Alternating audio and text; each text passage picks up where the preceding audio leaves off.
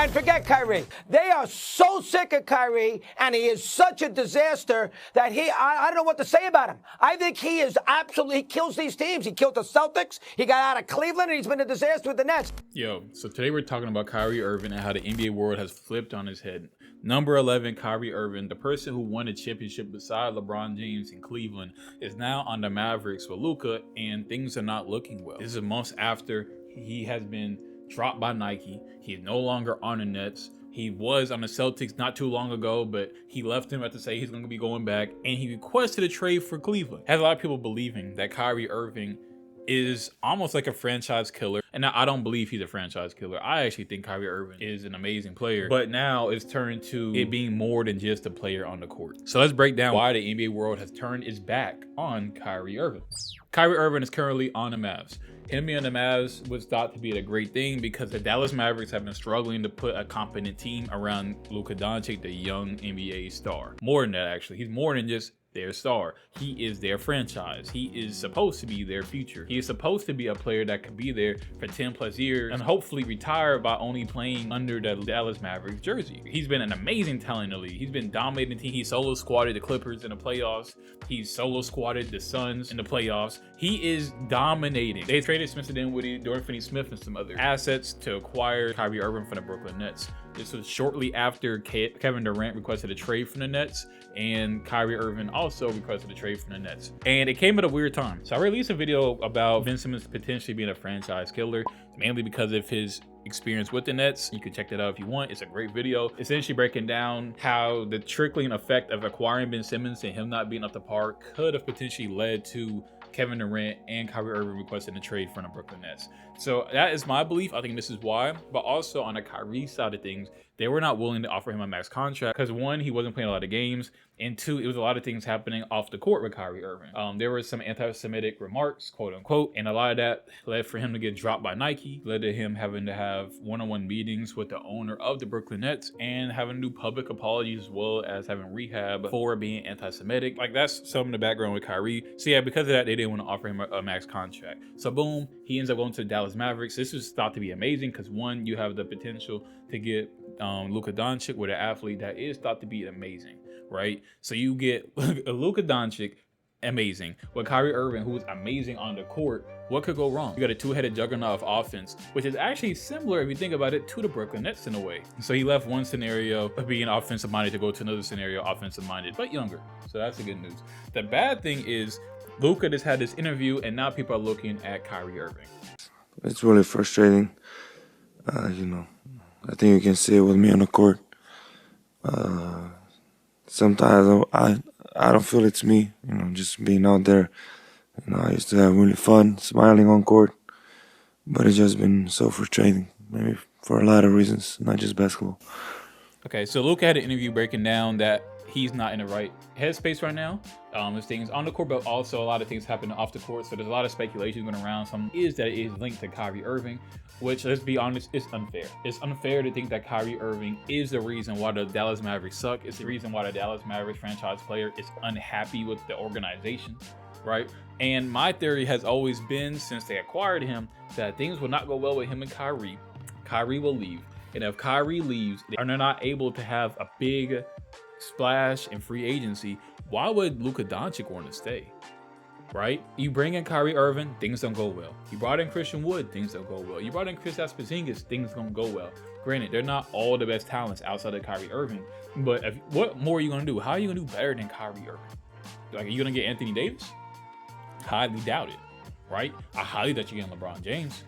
I highly doubt you're going to be able to pull off a Paul George trade, right? Or, Donovan Mitchell just got to Cleveland, so I highly doubt that's on the table. So who are you going to surround him with that will be a great asset for the Dallas Mavericks? And there's been speculation that people like a Bradley Beal, like a potential Damian Lillard even, right? Because the Portland Trailblazers aren't in a good situation themselves, and they have a young rebuild with an old superstar. No offense, Damian, not old, but an old superstar in the NBA world. That's one scenario where the NBA has flipped on Kyrie. The second scenario I want to talk about is the Brooklyn Nets scenario. A lot of the Brooklyn Nets scenario is on him. Like in the first year, the whole vaccine situation, Kyrie didn't want to get vaccinated, so he was playing half the games or whatever. He signed a contract to play games, and you're making a choice to not play games. based on something you do or don't believe. Okay, that's fine. That's a personal issue, but it does affect the organization. Cool. Don't really care about that. But the thing that is odd to me is the anti-Semitic route that the NBA tried to attack Kyrie with, where some of it was maybe warranted. Like, it's fine to get a clarification to make sure that he isn't anti-Semitic, to make sure that he isn't racist or isn't a crazy person that is hateful. But he even spoke that he's not hateful in his heart, but he was being stubborn. But that was still no reason for him to kind of get blackballed in the way that he did. Like, he got dropped from Nike. He was being ordered to have one-on-one meetings with the owner. He's being ordered to have public apologies, to delete stuff from social media. And to me, it was kind of like, why is that happening to him? Especially because it all started from him reposting a movie that is on Amazon Prime, which is weird that he would be getting the flack and not Amazon Prime. Like, it's kind of odd, man. It's kind of odd. Just saying, it's kind of odd. And it kind of showed that the NBA was not messing with him. And around that same time, Kanye West, I hate to bring him into it, but he was also going through his whole anti-Semitic era in a way. And people are trying to compare him to Kanye, and I don't think it's the same thing whatsoever. In fact, I think people have been hating on Kyrie since he left the Celtics, because when he left Cleveland, people could kind of understand. He was the flower boy in Cleveland. People loved him, but that's also part of the problem. He was the flower boy. People weren't even looking at him as his own man. A reporter even asked him about his relationship with LeBron as a father figure. Kyrie, Tristan called LeBron a great father after the Chicago game. What? Yes, he did. Great father. Oh, a great father. Father. Oh, I thought you.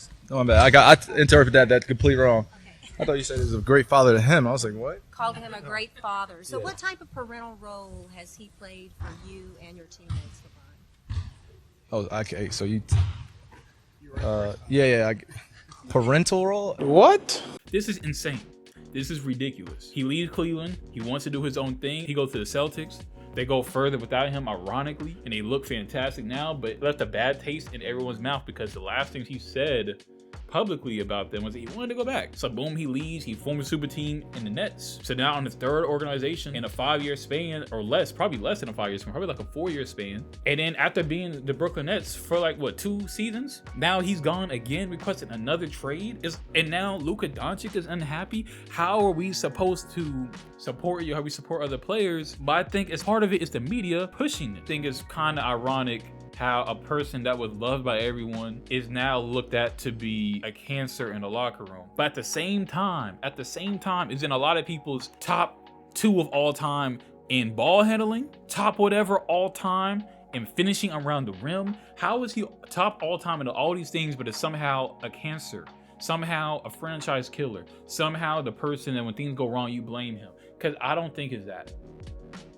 I do think that Cleveland shot he hit over the Warriors in the finals has actually boosted people's perception of him, and I think they put him on a level that he was not ready to be on, because he should never been compared to Curry or the top 1-2 PG in the league to me.